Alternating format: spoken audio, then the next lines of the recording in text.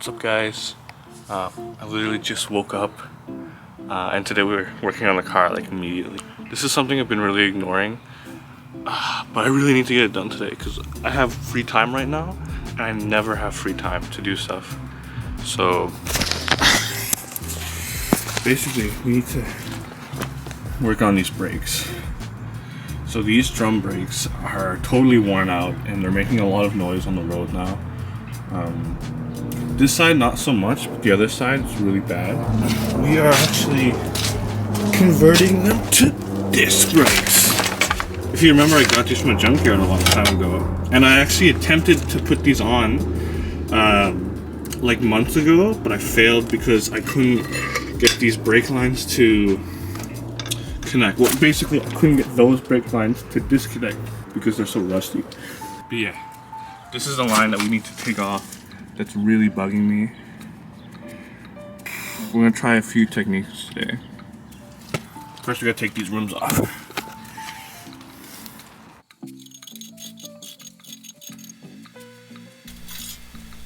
So to help me get these unstuck, I'm using a torch and some WD-40 to heat it up, and then I'm spraying it, and I'm hoping that this is going to loosen it up enough. I've already tried just using my tools to turn it, and it is super stuck and starting to strip. So this was the next best option.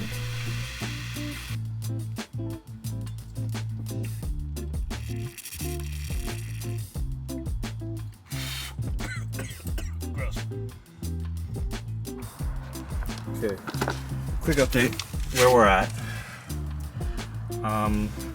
These lines were super rusted and they weren't budging, so put a vice grip on it, but it was just twisting everything, just like how it's moving right now. So I took the pin out that's right here. It's this pin right here. Sits like that. You just wedged the screwdriver, pulled it out, and when you pull that out, you can pull this down through the hole, and there's this big flat spot here. I was able to put this 17 mil wrench on, and that was able to give me enough leverage to break the bolt loose. It's not loose entirely, but it moved a little bit, which is more progress than I've had so far. So plan is I'm going to keep wiggling this back and forth until this line is out all the way, and then try the other side, see how bad it is.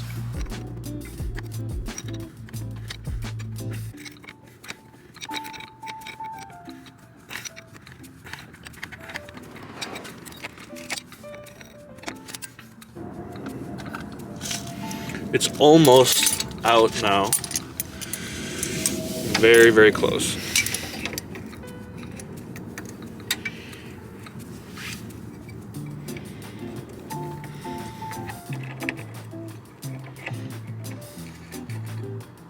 Here we go.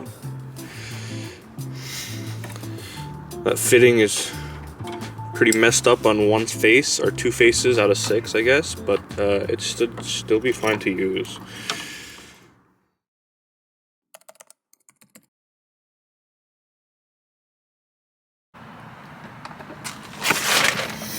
I tried loosening this off camera, but I messed up big time.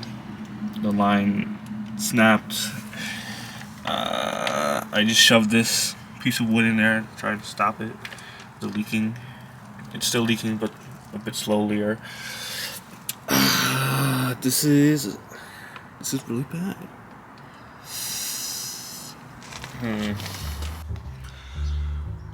This is a major setback to this job, and it's one of the things I was the most worried about when doing it. It's why I was putting this off for so long, because this just got way more complicated. I called up some friends for advice, and I've got a plan on how to fix the broken line, but I'm gonna deal with that later and try to finish up everything else that I can. So in the meantime, we're gonna start on the side that didn't break, and we're gonna take off that drum.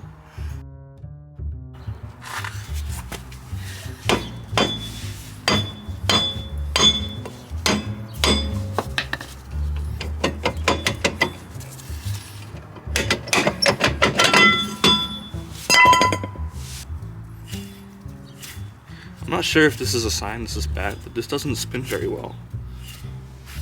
We've got no material left at all on both sides. Okay. What do we need to do? We need to remove the e-brake cable, which is somewhere near the bottom. So I'm going to give you guys a very quick rundown of what needs to happen to do this conversion. The steps are pretty straightforward, but of course doing it you could run into problems like I did. So we need to disconnect the brake line, we need to disconnect the handbrake cable, and then there are 4 bolts behind the brakes that pretty much hold the assembly together, and that's all the things we need to undo.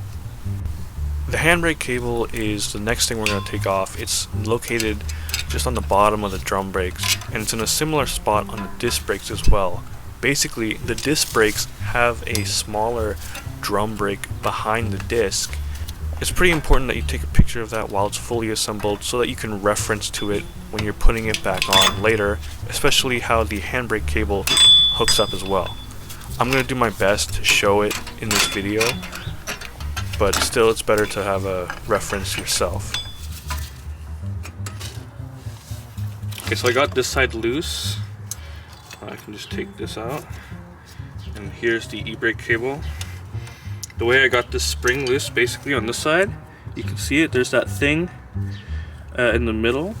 You need pliers, and you're just gonna grab it and turn it sideways while pushing the spring. Because you can see right here, zoom in, see if I can zoom in. See there's a gap sideways, so if you turn that thing, it'll go through. There we go. Turned it through, and now this can come out.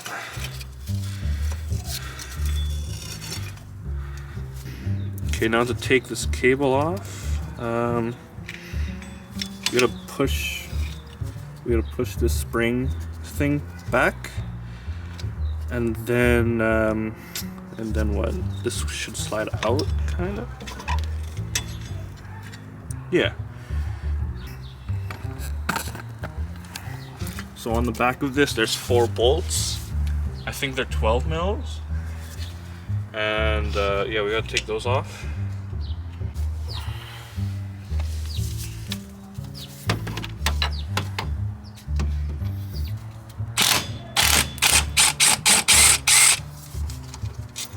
I don't think I can reach with the impact on this side, so I'm gonna have to use the handheld thing and lightly tap it.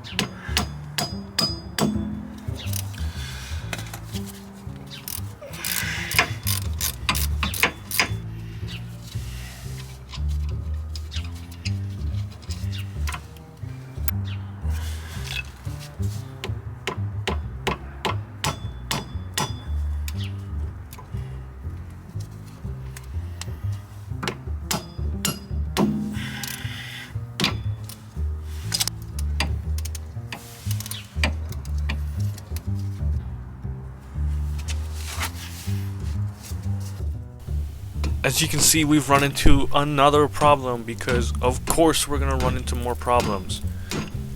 The 4 bolts on the back are out. Nothing is holding this on. It should just fall out, but it's not. It's stuck, it's rusty. I have to keep hitting it. I'm not gonna use this hub, so I'm not worried about damaging it, but I just need this off, so we're just gonna keep smacking it.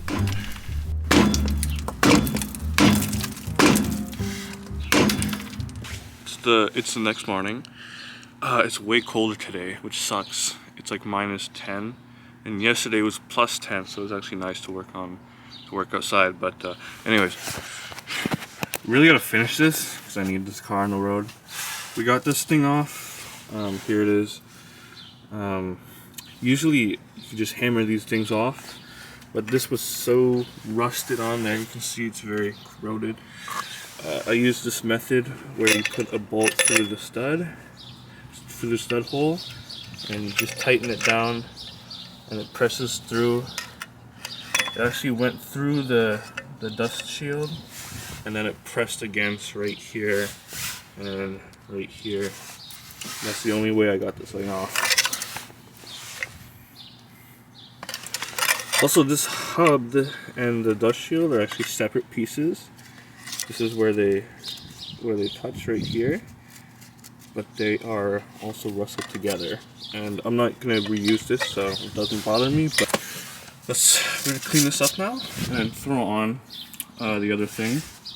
Also, these have a plug right here. These are for the cars that have ABS, I'm pretty sure. So yeah, I made sure to unplug that before I pulled on it. Yeah, so clean this up.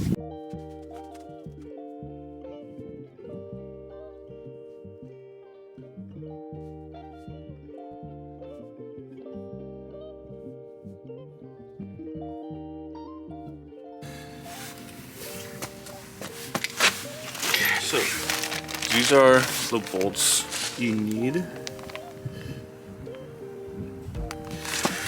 Cannot use the old bolts for these holes because they'll be too short for the discs.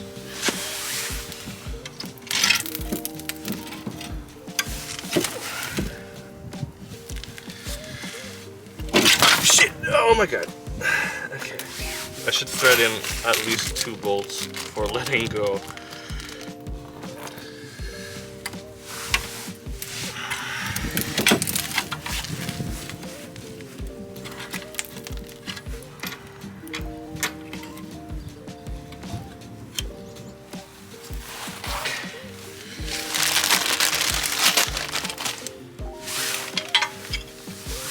See, here's the difference.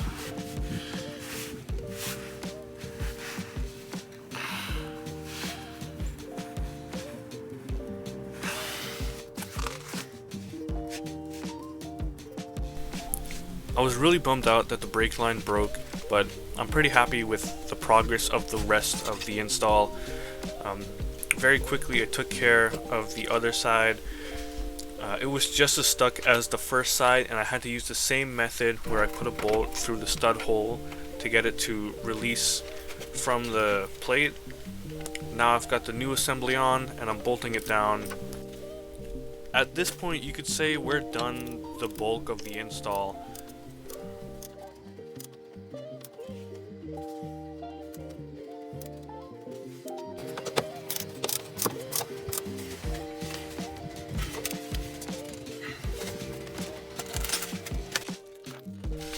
Before we go any further, I want to give the calipers some new paint because they're looking pretty tired and old. This is probably the best time to repaint them since they're outside the car. I won't have any overspray in the wheel well or on any of the suspension. So I've got it masked up and I'm using some red spray paint. I think it's Rust-Oleum. It's the type of paint that it's meant to be painted over rust. So I'm hoping that it should last a pretty long time.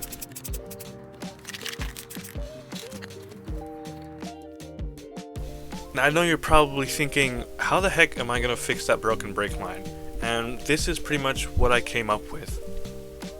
So what I did was I bought some new brake lines, not full brake lines, just a small section of it, some new fittings, and a tool to make flares. A flare is just that bit at the end of the line that is kind of rounded, and it makes sure that the brake line fluid doesn't spill out from the threads. So I had cut my old brake line a little bit past where it had rusted, so I had some clean metal. I made a new flare, put on a new fitting, and now I'm adding this longer fitting so that I can add a new section that is going to make up for the part that we cut off. Now when you buy new brake lines or small sections of it, they usually come as straight lines. So what I had to do was bend it by hand, and I did that by pressing it around a large socket so that I can get a nice curve. I used the broken section as a guide to figure out how long I needed to make this new piece and also what kind of shape to make it. It's not perfect, it's not an exact replica, but it's good enough and it's gonna work for us. I had never done this type of repair before. I didn't even know that this was possible. I had to spend a few days researching how to do this, and I practiced on some scrap lines as well before doing it on the car. Finally, I want to make sure that the threads are clean so that when I attach the caliper's brake line, it seals up nicely and we reduce our chances of any leaks. And with that said and done, the caliper is attached, it's sealed up, we can move on to assembling the handbrake. I've also put the e-brake cable through the hole and I put a new bolt on it. Now this is the part I've been dreading. I have no idea how to put these drums back in, because inside the rotors they have a drum that is just for the e-brake, and I have no memory of how all the springs go back. And there's very few pictures online. But first we gotta clean up all this surface rust.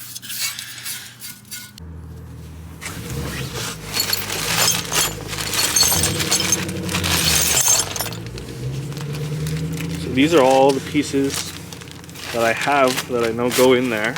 Okay. Got two of these. We should have two of these, but there's just one. These things. These clips. These are for the caliper. These springs, don't know.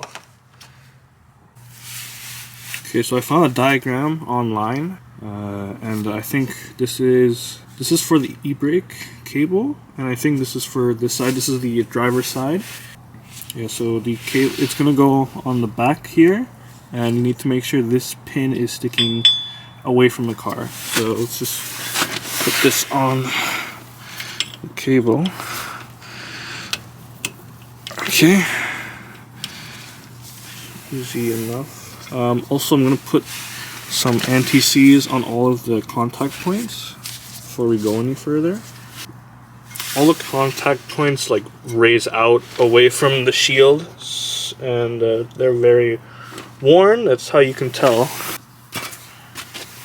Okay, and this is the shoes.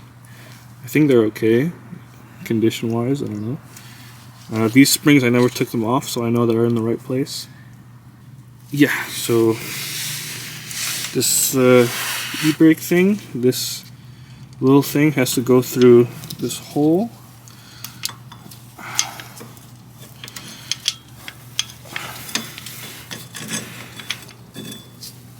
There we go, it's through. And there's supposed to be a pin that holds this too, but I don't think I have that. Just put it around. Okay, progress. Okay, I figured out that this piece goes in the top like this. Okay, I made a small mistake. So when putting this in, yeah, the wider part has to be towards the front, and this hole has to be towards outside the car. So let's put this back in. Okay, no, I made another mistake. The wider part of this plate actually is supposed to go towards the rear, and this hole is supposed to be out still. So now it got it in there correctly. Now it fits nice. The next spring. So this spring, this is for the rear. This small bit goes into the hole right here. This curvy bit goes over this thing. It goes like over that. It's like a hook. It goes over and into the hole. Tip goes in the hole and then around. I think I should do the back part first. Back part through that hole. Okay.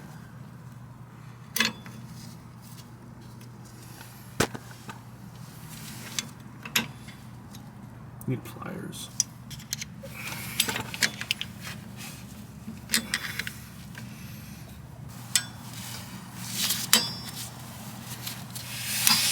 There we go. Finally. Okay. Now you can see it goes over this into the hole, and the back is in this hole. Now we have one more spring to put on this side. Okay, so the spring for this side is identical for both sides. So we have a smaller hook, goes into this hole down here. And then we also have to wrap this around this piece.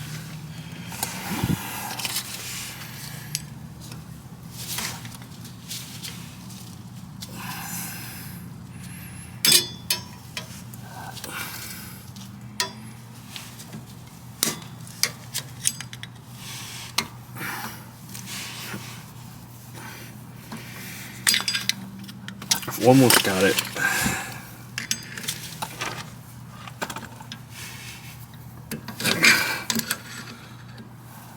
There we go.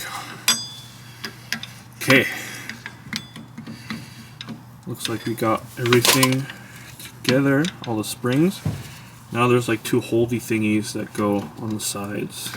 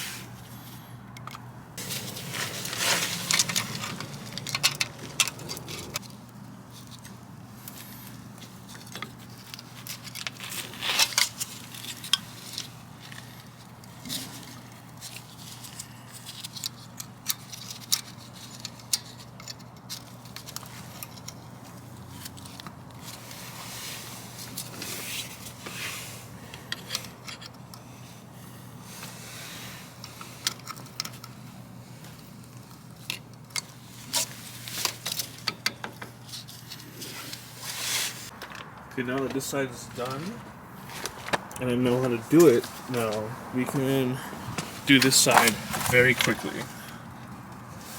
If you remember, I snapped a bolt on this side, so I drilled it out and I tapped it so that we can still use the bolt on here.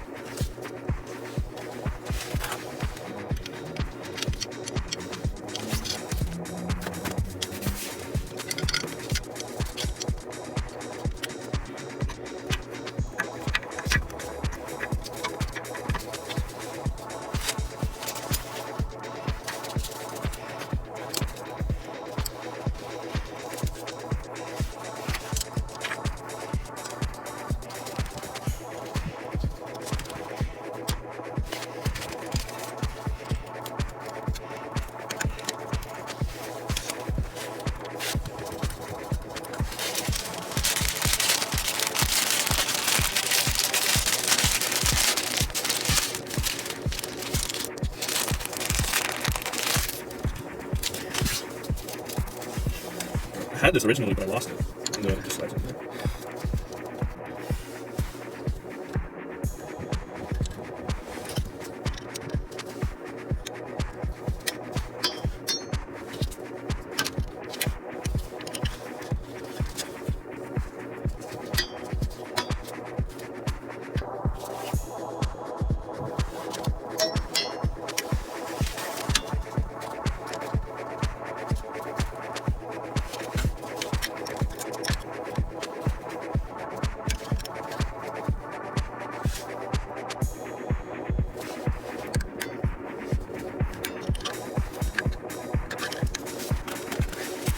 I also have to buy a new pin.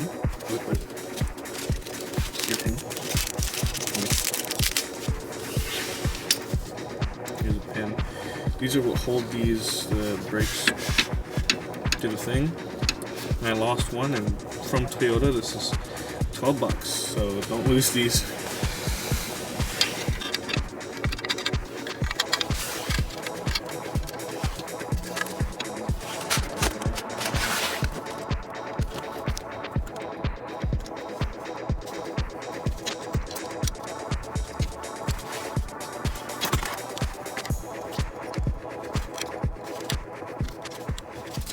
There we go. Okay, we're done the assembly of the parking brake. So now we can throw on the discs.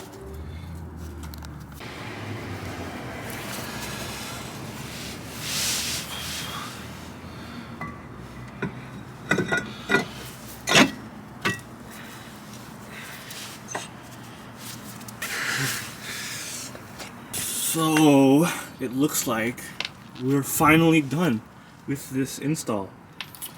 I just want to take it out for a test drive and come back and make sure it's not leaking anything, and then I would call that a success. We had a lot of trouble putting this in, but we finally did it in the end. Another thing about this conversion is it pushes the wheels out a little bit by about 10 mils, so now my fitment's a bit better. I definitely remember this was a lot more sunken in. Still not flush. Maybe like another 10-20 mils would push this out like here. But now it's kind of sticking past the mud flaps, and before it did not. So anyway, let's go for a drive.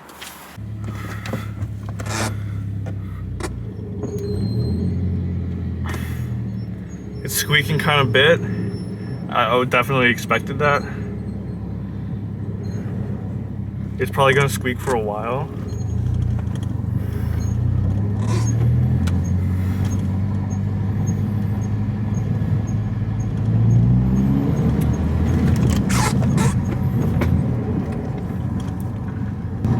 Okay, we have a kind of a grinding noise.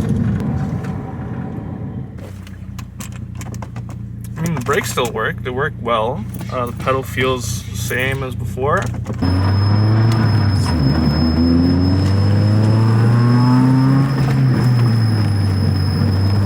After a bit more driving, I realized the squeaking got louder and something was definitely wrong. So very quickly, I turned around to go home and check on it. Right, this side was grinding. I was looking at it, and part of the dust shield that was rusted, it was like bent inwards and grinding on the back side, so I just twisted it out. And also one of the caliper bolts were grinding on the back because one of the bolts uses a washer, and I guess I lost the washer on this side and I didn't notice. So I just put on another washer and tightened it down, so now it's spaced properly, so now I can spin this. And it's not squeaking anymore.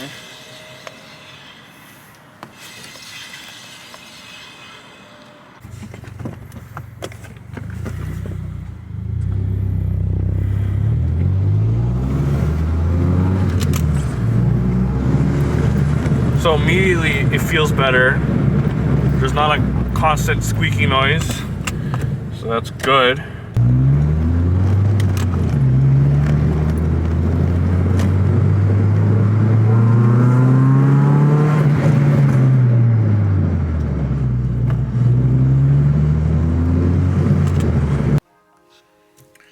Okay, so I just went out for another drive. But yeah, during the drive, the car felt good. The brakes are, they seem fine. There's no more loud squeaking. But yeah, if you watched till the end, thanks for watching. I appreciate it. Comment. I read all the comments. Subscribe if you like this content. And thanks for sticking around.